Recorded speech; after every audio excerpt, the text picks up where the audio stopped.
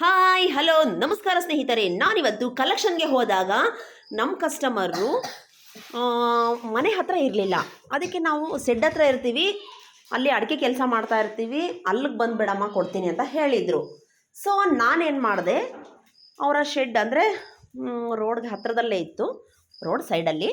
ಅಲ್ಲಿ ಅವ್ರ ಶೆಡ್ ಹತ್ರ ಹೋದೆ. ಅವ್ರೇನು ಮಾಡ್ತಾಯಿದ್ರು ಅಂದರೆ ಅಡಿಕೆ ಕಾಯಿನ ಕೆಲಸ ಮಾಡ್ತಾಯಿದ್ರು. ನಾನು ಹಾಗೆಯೇ ಅವ್ರನ್ನ ಫೀಸ್ ಕೇಳಿದೆ. ಈಗಿಲ್ಲ ಅಂತ ಹೇಳಿದ್ರು, ಇನ್ನೊಂದು 2 ಡೇಸಲ್ಲಿ ಕೊಡ್ತೀನಮ್ಮ ಅಂತ ಹೇಳಿದ್ರು. ಓಕೆ ಅಂತ ಹೇಳಿ ಮತ್ತೆ ವಾಪಸ್ ಆಗೋದಕ್ಕಿಂತ ಮುಂಚೆ ನಾನಲ್ಲಿ ಒಂದು ಚಿಕ್ಕ ವೀಡಿಯೋವನ್ನು ಕೂಡ ಮಾಡ್ಕೊಂಡು ಬಂದೆ. ನೋಡಿ ಅಡಿಕೆಕಾಯಿನ ಎಷ್ಟು ಲಾಟ್ ಹಾಕ್ಕೊಂಡಿದ್ದಾರೆ.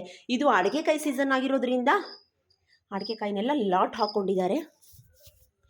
ಮತ್ತು ಅವರು ಮಿಷಿನ್ನ ತೊಗೊಂಡು ಬಂದುಬಿಟ್ಟಿದ್ದಾರೆ. ಮಿಷಿನಲ್ಲಿ ಅಡಿಕೆಕಾಯಿನ ಕೈಯಲ್ಲೂ ಸುಳಿತಾರೆ. ಮತ್ತು ಈಗೆಲ್ಲ ಮಿಷಿನ್ಗಳು ಬಂದಿರೋದಕ್ಕೋಸ್ಕರ ನೋಡಿರಿ ಮಿಷಿನ್ ಕೆಲಸ ಮಾಡ್ತಾಯಿದೆ. ಏನೇ ಮಿಷಿನ್ ಕೆಲಸ ಮಾಡಿದ್ರೂ ಕೂಡ ನಮ್ಮ ಮನುಷ್ಯರ ಕೈಗಳೇ ದೊಡ್ಡ ಮಿಷಿನ್ಗಳು ಅನ್ನೋದಕ್ಕೆ ಇದೊಂದು ಎಕ್ಸಾಂಪಲ್ ಆಗಿರುತ್ತೆ.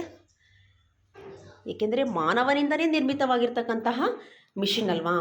ಮೊದಲು ಮಾನವನೇ ಮುಖ್ಯ. Thank you for watching Bhagyalakshmi beauty zone.